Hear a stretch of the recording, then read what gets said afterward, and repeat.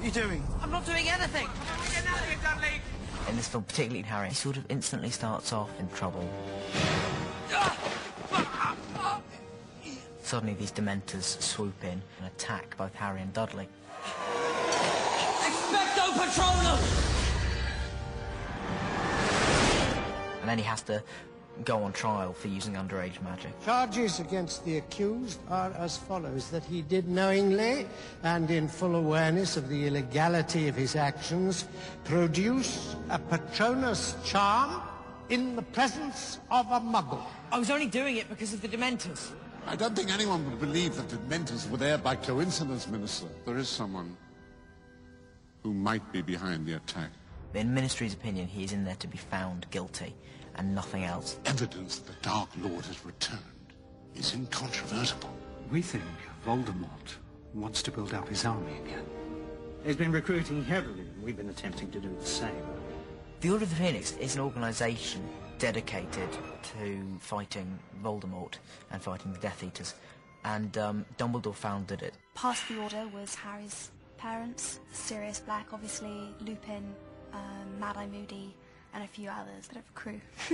A really sort of secret underground sort of operation, and everyone's there together as a team. We believe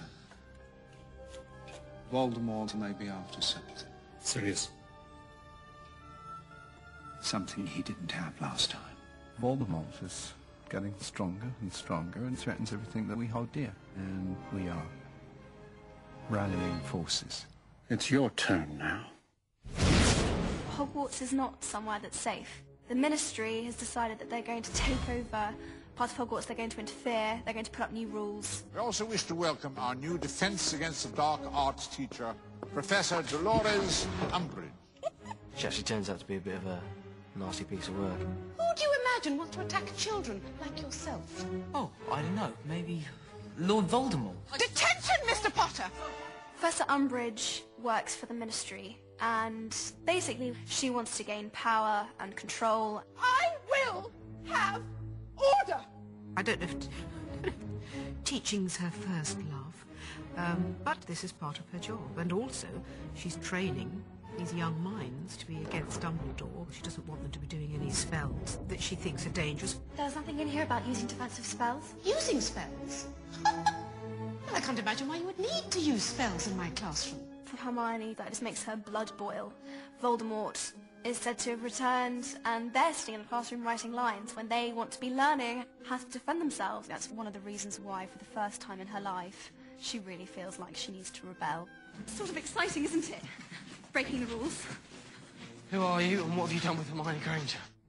With Voldemort on the loose, they have to protect themselves. And so they form this secret society, effectively becomes known as Dumbledore's army. It's kind of like a group where everyone learns from Harry, learns magic. You all know why we're here. We need a teacher. Proper teacher. At first, you know, he's a really reluctant teacher. He gets talked into it by Hermione. But as usual, Hermione is irritating and is right. We're going to have any chance of beating Voldemort. We need your help. I think Hermione and Ron's job, particularly in this one, is to bring him out of that stage where he feels so alone. This is a way that he will feel that he is accepted, that people look up to him. It's all part of the plan. She's a genius. Working hard is important, but there's something that matters even more. Believing in yourself.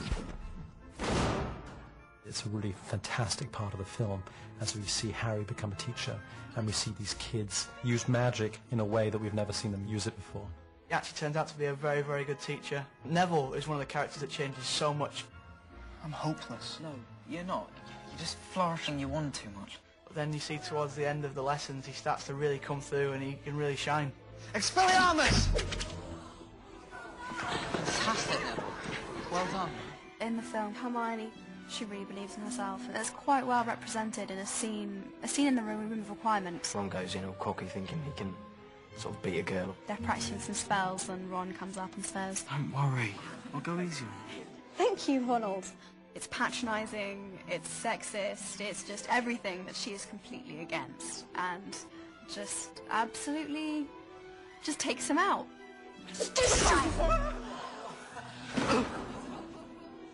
It's a good girl power moment. She's just cool like that. She doesn't hold back. You're a really good teacher, Harry. One of the most interesting aspects is the relationship between Harry and Jo. There's this sort of magnetism between them, and whenever they see each other, they're kind of just drawing closer to each other. Mistletoe. Harry's big kiss, his first kiss. And lucky Harry too, with a girl as lovely as Jo.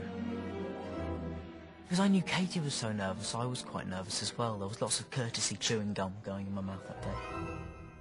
Do you believe the rubbish he's come out with about you know who? Has anyone else got a problem with Harry? Initially, Harry is very much ostracized when he arrives at school because a lot of people do not believe his story of the return of Voldemort. One of the things that I think is fascinating is the relationship between Harry and Dumbledore. Because, of course, Dumbledore thinks Voldemort might be using Harry. And so Dumbledore is ignoring Harry at the time when Harry actually needs him most. Professor! Professor! Professor Dumbledore! Harry's view of Dumbledore is that he's Harry's rock, and Harry sees for the first time this man shifting slightly, which terrifies him. Harry, you is strange.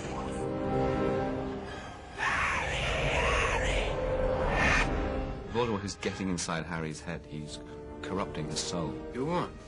I said I'm fine, Ron. Harry suddenly feels a bit of an outsider, and he has to make a choice whether to embrace that wonderful relationship he's got with Ron and Hermione, or he can just go it alone. I just feel so angry all the time. The world isn't split into good people and Death Eaters. We've all got both light and dark inside of us. And there are some interesting moments in our film when you can see he could go either way. In these lessons, I will attempt to penetrate your mind. You will attempt to resist.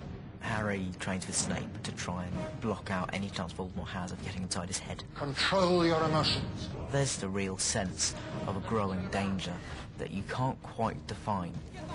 But we don't know when it's going to happen or how it's going to happen. Prepare yourself.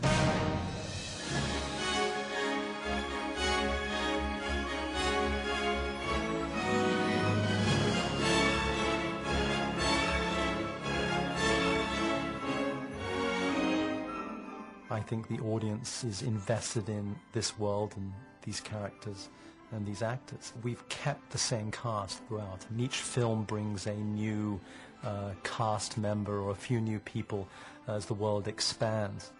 Things at Hogwarts are far worse than I feared. We're getting close to every talented British actor and actress. We just have the most incredible cast, and now Imelda Staunton. She's very talented. And more than that, she keeps everyone laughing in between takes. She's a very, very funny woman. It's a great role, and I don't think for a moment she thinks she's doing anything wrong. Not for a moment. She's got this massive pink dress and this strange pink hat. We have been trying for every costume to have a different print and a different pink print and a different color of pink. Every time she comes, she comes with a different shade of it. I haven't worn much pink before. But the alarming thing is, because I'm rather thinking, this is lovely, this outfit. I'm rather getting to like them now. I'm sure we're all going to be very good friends. That's like